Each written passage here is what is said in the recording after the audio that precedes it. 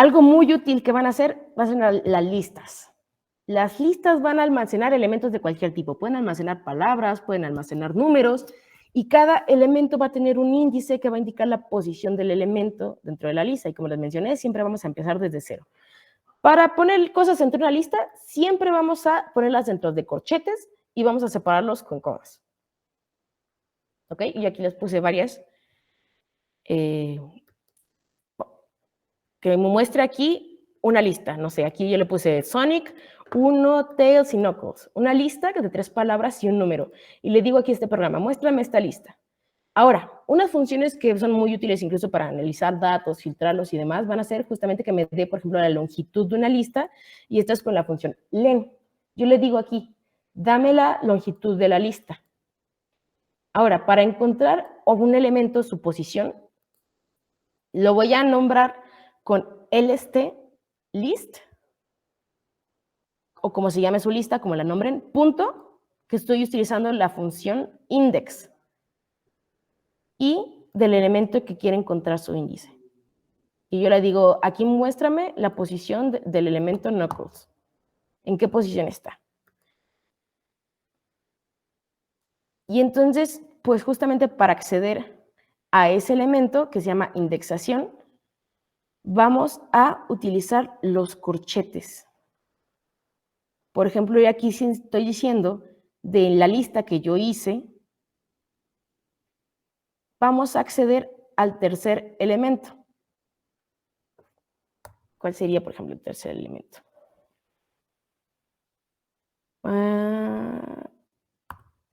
Acceden. ¿Por qué puse el 2 en lugar del 3? Porque recuerden que estamos contando de 0, De 0. 1, 2. Ajá, exactamente. Entonces, si yo quiero acceder al tercer elemento de la lista, voy a poner el 2.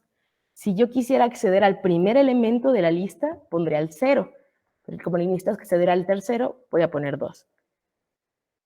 Ahora, un mega hack. Para acceder al último elemento de la lista, aquí mi lista nada más tiene 4 elementos, pero hay listas que van a tener miles de elementos. ¿Cómo se hace eso? Van a ocupar un -1. Aquí le está diciendo que te acceda al último elemento de la lista. En lugar de justamente, si yo no sé cuál es mi último elemento, pongo -1 y ya me lo va a decir. Les digo, va a ser muy útil. El último elemento va a ser Knuckles.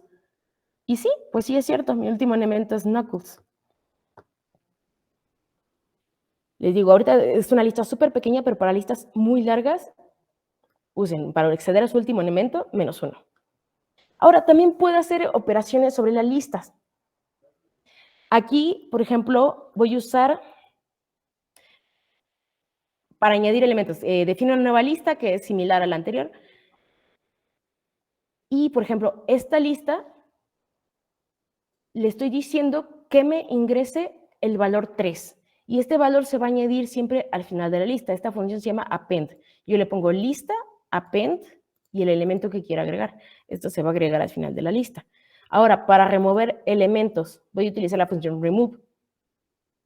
Ahora, para remover por posición o por índice, voy a utilizar la función pop. Aquí si yo le estoy poniendo pop 2, ¿qué está pasando? Pues justamente me va a remover el tercer elemento. Y ahora, para reemplazar elementos ya existentes, yo lo que voy a hacer es reasignar. Aquí estoy diciendo, el segundo elemento de esta lista, quiero que sea 10. Entonces, cualquiera que sea el segundo elemento de esa lista, lo va a reemplazar por el valor de 10. También podemos utilizar ver si un elemento está en una lista. Por ejemplo, yo quiero ver si Knuckles está en la lista. Entonces, ¿qué escribo? Justamente Knuckles in list, y me va a responder con un booleano, ya sea verdadero o falso. Y por ejemplo, aquí les pongo un pequeño ejercicio, que verifiquen si Sega, la string Sega, está o no en la lista. Por ejemplo, aquí yo creo mi lista y recuerden que añadí el valor 3. Entonces aquí de nuevo me agregó el valor 3. Después le pedí que me removiera el valor de Tails, bueno, la palabra Tails. Entonces, en el segundo resultado ya no está Tails. Y Después de eso le pedí que quitara el tercer elemento de esa lista. Entonces, ¿qué pasó? Pues también lo quitó. 1, 2, 3, quitó Knuckles. Knuckles, adiós. Y luego, ¿qué hice? Pues pedí que justamente el segundo elemento, que en este caso era 1, se reemplazara y me fuera 10. ¿Y qué pasó? Lo reemplazó. Pero yo dije, si Knuckles está en la lista, ¿por qué me sale verdadero? Porque recuerden que yo ya había definido una lista antes. Y en esta lista sí está Knuckles y guardó esa información. Y yo aquí le digo, en esa lista de anterior, ¿está Knuckles? Sí, pero ahora en mi nueva lista que se llama lista 1, yo le digo, ¿está Knuckles en esa lista? Me arroja un falso porque no está en esa lista. Ahora vamos a ver unas ciertas funciones que tiene Python que otros lenguajes no. Podemos ordenar la lista. En este caso, vamos a sortear una lista de forma ascendente con la función sort. Yo creo una lista aquí de dibujantes y de escritores de cómics. Y yo le digo, ordéname esta lista de forma ascendente. Y le digo que me la muestre. Ahora, para ordenarla de forma descendente, van a utilizar reverse. Recuerden, es sort, ascendente y reverse para ordenar la lista de forma descendente. Les pido que me las muestre y ¿qué pasa? Pues la lista que empezaba con Ramos ahora inicia con C de Campbell y termina con R de Ross. Y si yo le pido que sea de descendente, pues justamente me las invierte.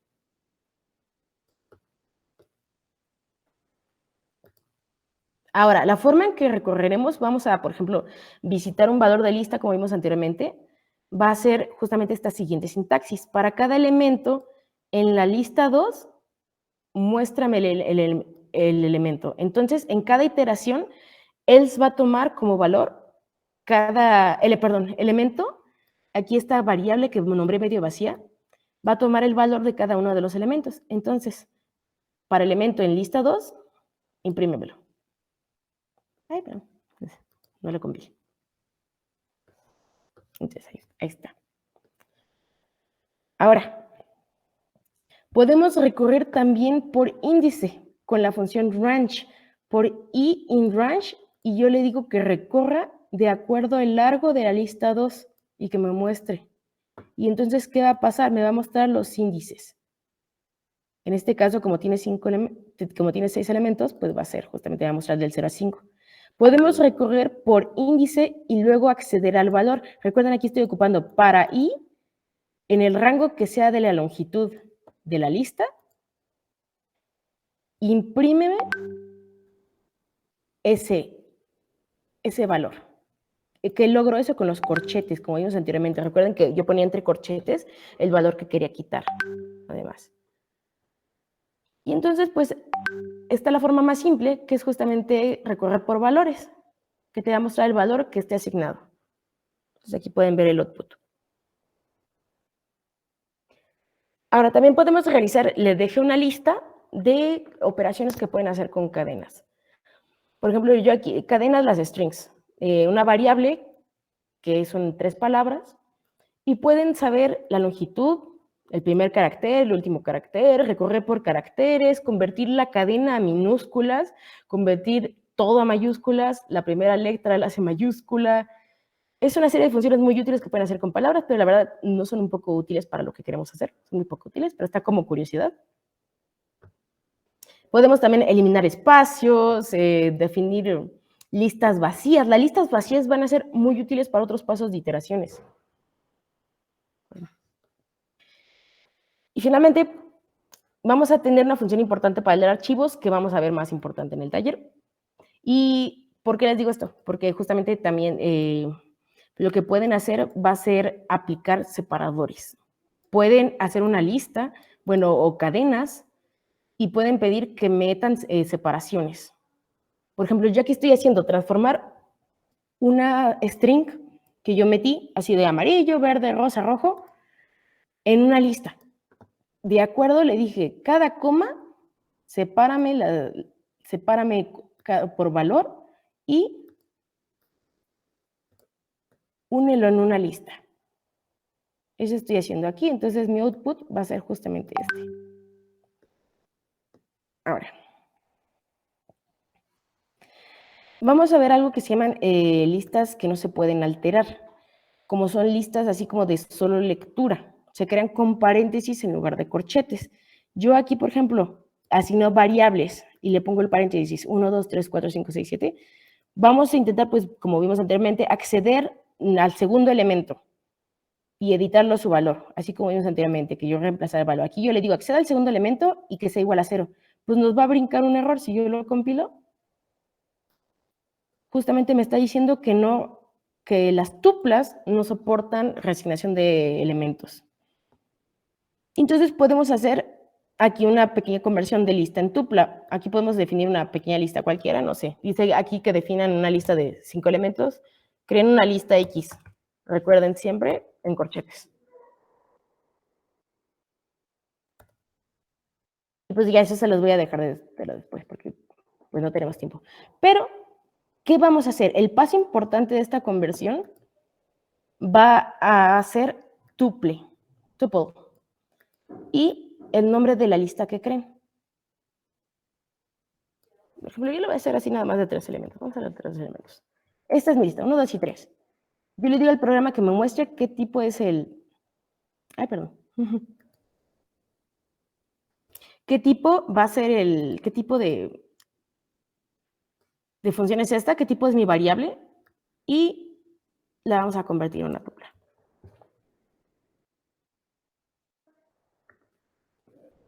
Entonces, primero pasamos de la clase lista a la clase tupla. Ahora, también podemos definir conjuntos. Los conjuntos van a ser como colecciones, también como vimos en las listas y las tuplas, pero estos, a diferencia de las listas y las tuplas que tienen valores e índices de orden, estos no mantienen un orden. Entonces, pues no almacenan como tal, no podemos acceder a sus elementos, así como invocamos anteriormente entre corchetes el primer y segundo elemento. Y pues podemos aplicar operaciones matemáticas clásicas de los conjuntos en ellos. Por ejemplo, aquí vamos a definir un conjunto, los números 1, 2, 3, 4, 5, 6 y 7. Y también podemos convertir de lista a conjunto con la función set. Bueno, este es de tupla conjunto. Aquí tengo mi tupla, pero es lo mismo. También pues, la función set funciona con tupla y con listas. Y podemos justamente añadir elementos con la función add. Y, por ejemplo, aquí ven el resultado. Yo definí mi conjunto y yo aquí le pedí que añadiera el valor 19. ¿Y qué hizo? Como no almacena orden, pues me lo colocó en el tercer lugar. Y si yo lo vuelvo a correr, probablemente me lo coloque en otro lugar. Y aquí también las puse las otras funciones, que les va a ser como, por ejemplo, añadir elementos, remover elementos, verificar conjuntos. Podemos, les digo, aplicar operaciones como unión e intersección. Si yo defino dos conjuntos, le puedo aplicar la intersección también de conjuntos. Eso es bastante útil, la verdad. Ahora, los diccionarios, ¿qué van a hacer? Van a ser justamente colecciones donde cada elemento que tengo le voy a asignar como que un valor o un par. La sintaxis va a ser la siguiente, noten aquí el 2 puntos. Yo aquí tengo un edad y yo aquí le pongo 20, nombre, Linda. Es una clave que va a ser la que está entre paréntesis y el valor. Los diccionarios tampoco mantienen orden, entonces el acceso a los valores que estos tienen se hacen a través de las claves. Por ejemplo, yo aquí definí mi diccionario Dick, nombre, tal, Peter, edad. La clave y el valor se van a diferenciar por los 2 puntos. Entonces, si yo le digo aquí que me muestre edad, no me va a mostrar edad, me va a mostrar el valor que está indexado con la clave edad. Entonces, justamente como yo le digo edad y esta vale 25, me muestra el 25. Ahora, para añadir elementos a esto, vamos a usar también dic, la nueva clave que queremos añadir y el valor de esta. Entonces, aquí les puse un ejercicio. Similar al ejemplo anterior, añaden la clave alias y que tenga el valor Spider-Man. Este se les queda de tarea en su notebook. También está una función para reemplazar valores. O sea, puedo, por ejemplo, antes la edad era 25, pero yo quiero que valga 31. Puedo hacerlo mencionando mi diccionario, la clave entre corchetes y el nuevo valor. Ahora también tienen otros elementos como de otras funciones como eliminar valores, y aquí también les tiene un pequeño ejercicio. Elimina el elemento alias. ¿Cómo lo hago? Con la función del. Entonces aquí esto se les deja de tarea. Y ahora, para recorrer un diccionario, vamos a utilizar de nuevo un condicionante para K y H. ¿Por qué K y H si antes solamente tenía uno? Porque recuerden que estos tienen dos parámetros, tienes una clave y tienen un valor. Entonces aquí yo le estoy diciendo que para su clave y su valor en los ítems del diccionario, muéstrame estos mismos. Ahora, recuerden que les hablé de la anidación. ¿Qué es la anidación? Pues justamente es meter estructuras dentro de estructuras. Entonces, un diccionario como valor puede tener un arreglo o incluso otro mismo diccionario. Aquí en el ejemplo que les puse, hice un anidado de colecciones. Como tal, nombre, puse aquí Alex Rosestado en la compañía. ¿Y qué pasa? Estos corchetes me están indicando un anidado de colecciones. Entonces, si yo quiero acceder a este valor, primero tengo que invocar por ejemplo, yo quiero acceder al valor de DC. DC, ¿qué pasa? Está anidado dos veces, noten la indentación. O sea que solamente, por ejemplo, si yo aquí le elimino las indentaciones, me va a marcar que está anidado dos veces. ¿Por qué? Porque está metido dentro de D y dentro de estado de la compañía, por eso tiene dos indentaciones. Si esto no lo tuviera, les marcaría error. Esto es anidado de colecciones, o sea, estoy anidando arreglos dentro de la conexión. Entonces, si yo quiero acceder a DC, ¿qué pasa? Primero tengo que desenvolverlo, por así decirlo. Tengo primero que ponerlo el corchete de estado de la compañía y dentro de mi diccionario grandote. Si no, no va a funcionar. Tengo que desenvolverlo. Y aquí también les puse otro ejercicio. Si quiero acceder ahora al valor de Marvel, ¿cómo sería la sintaxis? Pues sería muy similar. Como ambas están anidadas en estado de la compañía, pues volvería a poner print D, el diccionario grandote, que recorre acá, y que se vaya a estado de la compañía. Y lo mismo pasa, por ejemplo, con el apellido del artista.